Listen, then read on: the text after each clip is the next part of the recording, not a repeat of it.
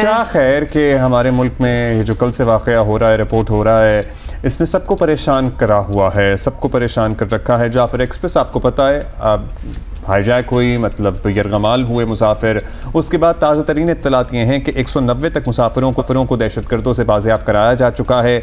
Operation में 30 दहशतगर्द वासिले जहन्नुम किए जा चुके हैं, मारे गए हैं। दहशतगर्द जो है वो अफगानिस्तान में अपने सहूलतकारों से राब्ते में भी हैं, तो ये भी बातें सामने आ रही हैं कि उनका एक कम्युनिकेशन जो है अफगानिस्तान में जो इनके हैंडलर्स हैं उनके साथ प्रॉपर चल भी रही है। बलूचिस्तान में जो रेलवे का नेटवर्क है वो भी ज़ाहिर है मुतासर है, उसको भी अभी स्टैंड स्टिल पे कर दिया गया है, क्योंकि जब तक ये ऑपरेशन मुकम्मल नहीं होता, तमाम मुसाफिरों को बाज़ियाब नहीं कराया जाता, तब तक सूरत हाल नॉर्मलाइज तो हो नहीं सकती। सेनेटर तलाल चौधरी साहब हमारे साथ मौजूद हैं, वज़ीर मुमलिकत बराए हैं। सेनेटर साहब, ज़ाहिर है पूरी कौम बहुत परेशान है, लोग हमसे जाते हैं, आपसे जहाँ जा रहे होंगे पूछ रहे होंगे।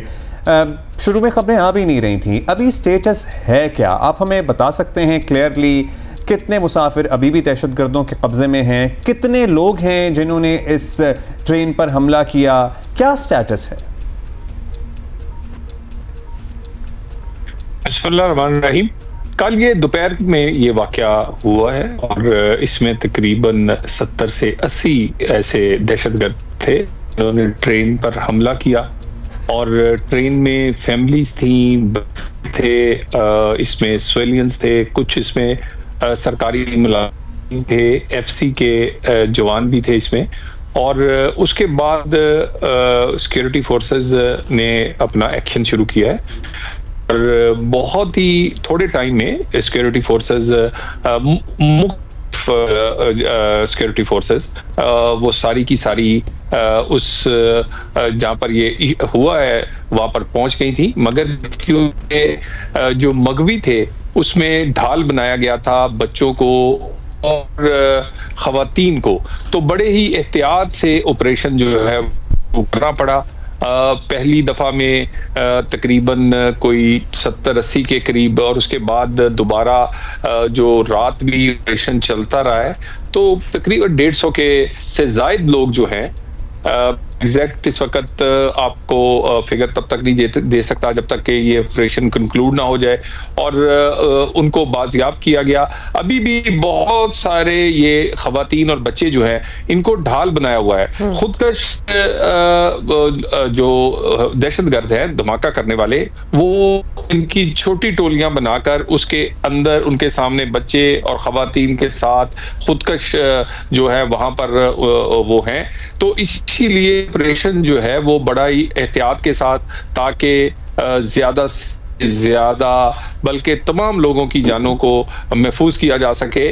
कुछ शहादतें हुई हैं और बहुत सारे तकरीबन कोई 4 दर्जन के करीब सेनेटर साहब जी, सेनेटर साहब आपने 70 से 80 दहशतगर्द आपने ये फिगर आप दे रहे हैं, दैट्स अ ह्यूज नंबर।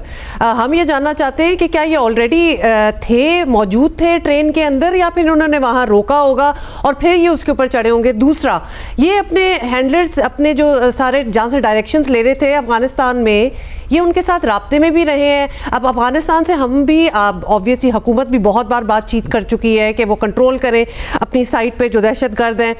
क्या आपको ये सारे मरहले में आपको क्या नजर आ रहा है? अफगानिस्तान भी बीच में कंट्रोल करना नहीं चाहता, कंट्रोल कर नहीं सकता, आप इसको किस तरह असेस कर रहे हैं? ये वाक़या जो है ये डिस्ट्रिक्ट कच्ची जो है उसके में हुआ है और यहाँ पर टनल्स हैं और ये टनल्स और 2 छोटे स्टेशन है रेलवे के, जिसके दरमियान में जब ये ट्रेन टनल्स के करीब से निकली है तो उस वक्त ये दहशतगर्दों ने हमला किया है। यहाँ पर कोई भी सड़क या कोई और इसको रास्ता जो है वो नहीं जाता, और ये भी एक वजह है कि वहाँ पर सिक्योरिटी फोर्सेस को के जाने में, और उसके बाद बहुत सारे पहाड़ हैं और इन लोगों ने छोटी टोलियों में बच्चों और खवातीन को साथ लेके छोटी टोलियां बनाकर ये पहाड़ों में छुपने की कोशिश की। बहरहाल अभी तक मैंने जैसे आपको बताया है कि 150 से ज्यादा लोग को बाजियाब कर लिया गया है और तकरीब कोई 3 से 4 दर्जन के करीब जो दहशतगर्द है, उनमें से 70 हलाक और बहुत सारे जख्मी हुए हैं। ये जो नेटवर्क है या ये जो गठजोड़ है, ये बिल्कुल आप ठीक कहते हैं, हमसाया मुमालिक के साथ इनके हाइट आउट्स वहाँ पे हैं, इनके कम्युनिकेशन जो है वो उसकी बहुत सारा रिकॉर्ड वो सिक्योरिटी एजेंसीज ने इस वक्त तक उन्हें पता चला है इनकी कॉल्स का, जिसमें इनका जो इनका हैंडलर है मेन, वो इस वक्त अफगानिस्तान में है। एक और जो अफसोसनाक बात यह है कि चले वो तो दहशतगर्द है, उनके हैंडलर जो हैं वो एक हमसाया मुल्क में हैं, उनको डॉलर देने वाले जो हैं वो किसी और मुल्क में बैठे हैं, हमारे दुश्मन यकीनन इंडिया वो सपोर्ट करेगा। लेकिन पाकिस्तान में से भी बहुत सारे सोशल मीडिया पर और बड़ी जमातों ने और कुछ बलूचिस्तान की जमातों ने ऐसे ट्वीट्स और ऐसे बयानात दिए हैं जो लगता ये है कि दहशतगर्दों के हवाले से उनकी हौसला अफजाई और सिक्योरिटी फोर्सेस की हौसला शिकनी की जा रही है। बहुत सारे ऐसी ट्वीट्स और बहुत सारे ऐसे बयानात जो सोशल मीडिया पे दिए गए हैं, इनको भी हुकूमत उसी तरह हैंडल करेगी जैसे इन दहशतगर्दों कर रही है, ये भी सहूलतकारी है। चलिए तलाल साहब, आपने साथ साथ ये वार्निंग तो दे दी कि ट्वीट्स जो किए जा रहे हैं जिन लोगों की तरफ से, उनके खिलाफ भी कार्रवाई होगी। लेकिन देखिए, कोई भी कदम उठाना हो आगे, जाहिर है सब को ये मुल्क प्यारा है, सब इस मुल्क में मसाइल का हल चाहते हैं, एक कौमी हम आहंगी की भी ज़रूरत होती है। बलूचिस्तान का मसला हम इसे क्या कहेंगे, टेररिज्म नो डाउट है, लेकिन दे आर पीपल हु से दिस इज़ एन इंसर्जेंसी। तो हम क्या डिटर्मिन कर पाए हैं कि हमने इस सूरत हाल को हैंडल करना कैसे है? क्या कोई ग्रैंड ऑपरेशन होना है, क्या कोई ग्रैंड नेशनल डायलॉग होना है? क्योंकि अब ये सूरत हाल खासी आउट ऑफ हैंड हो चुकी है ऑलरेडी। क्या सोचा है, क्या सबको एक मेज़ पर बिठाना है, तमाम जो कौमी सतह की सियासी जमातें हैं बैठें, बात करें, तय करें कि किस तरह मसला हल होगा? देखिए, मेरा ख्याल है कि उस पॉइंट पे बात आ चुकी है कि सख्त तरीन एक्शन जो है इसके बगैर कोई चारा नहीं है। बहुत दफ़ा जो उसके लोकल स्टेक होल्डर्स है उन्हें एतमाद में लेने की कोशिश की, दोबारा एतमाद में लेंगे, मगर ये कहकर आप जान नहीं छुड़ा सकते कि हुकूमत अच्छी तरह हमसे रब्ता नहीं करती, हमें एतमाद में नहीं लेती। और एक और जो बलूचिस्तान का इशू है बहुत बड़ा, वो एक इसमें ये है कि इसमें ज्यादातर एरिया जो है उसको कहते हैं बी कैटेगरी, जिसमें लेवीज हैं। लेवीज एक ऐसी फोर्स है जो कि तकरीबन अनट्रेंड है, जो कि जिसकी कोई कैपेसिटी नहीं है, इसकी जो हाजिरी है वो 40% से भी कम है, इसका बजट आज 92 अरब रुपया है। और ये वहां पर लोकल जो इन्फ्लुएंशर्स हैं वो लोग वो इसको रखने में यानी हामी हैं। अब हमें रिफॉर्म की तरफ जाना पड़ेगा और ये जैसे बाकी सूबों में एक कैटेगरी यानी जहां पुलिस भी है, लॉ इन्फोर्समेंट एजेंसीज भी हैं, उस तरह इसको ये भी ऑप्शन सामने रखना पड़ेगा। लोगों को इत्मीनान में भी लेंगे।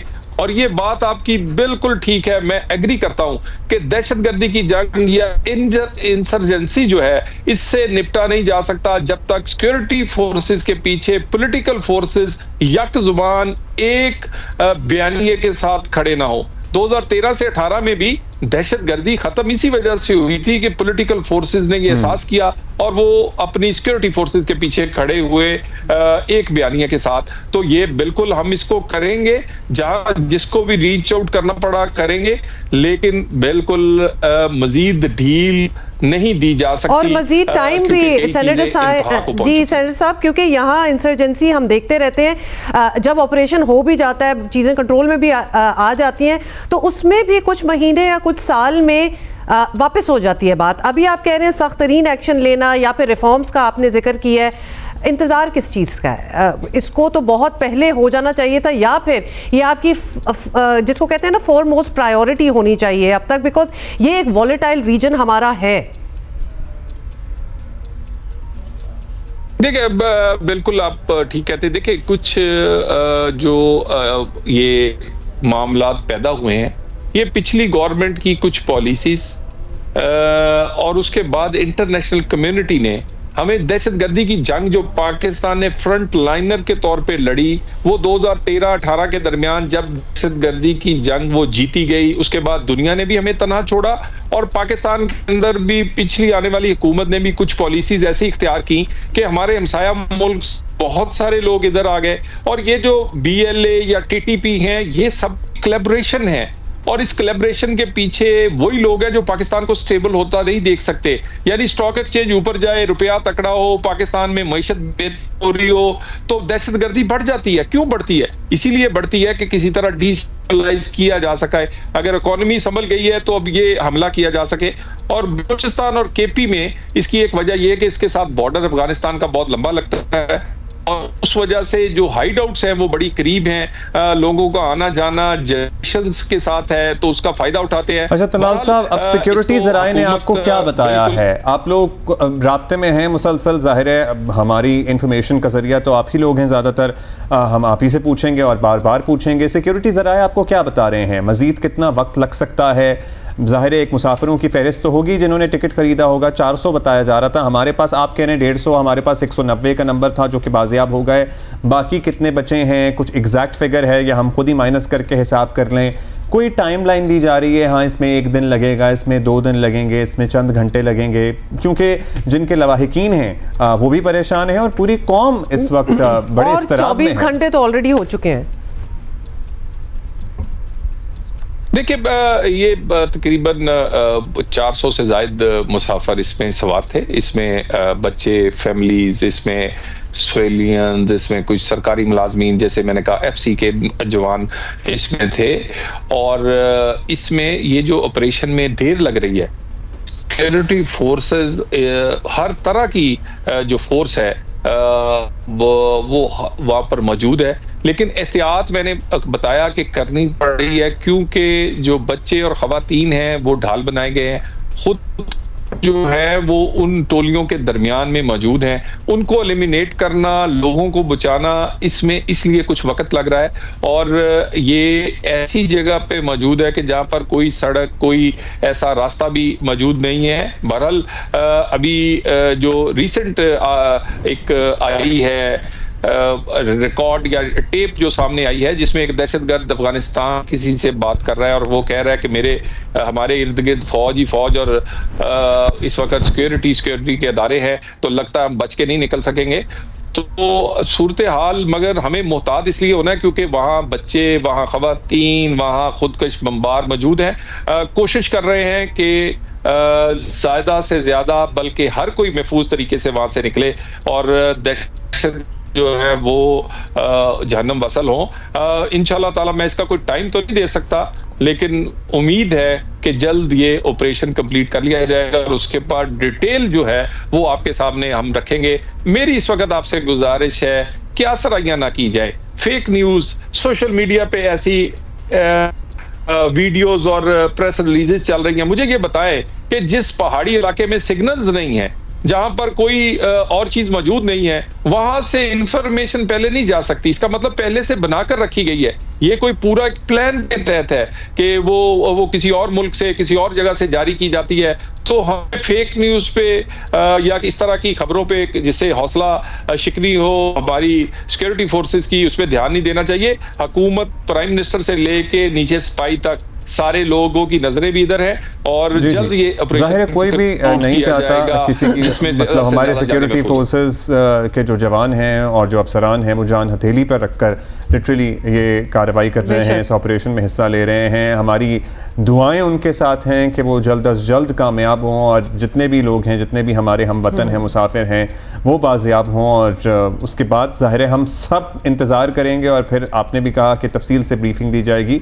सवालात तो बहुत से हो सकते हैं, लेकिन पहले लेट दिस ऑपरेशन सेटल और हम सब दुआ गो हैं कि ये जल्द मुकम्मल हो और फिर आपसे बात करेंगे। सेनेटर तलाल चौधरी साहब फॉर बीइंग विद अस।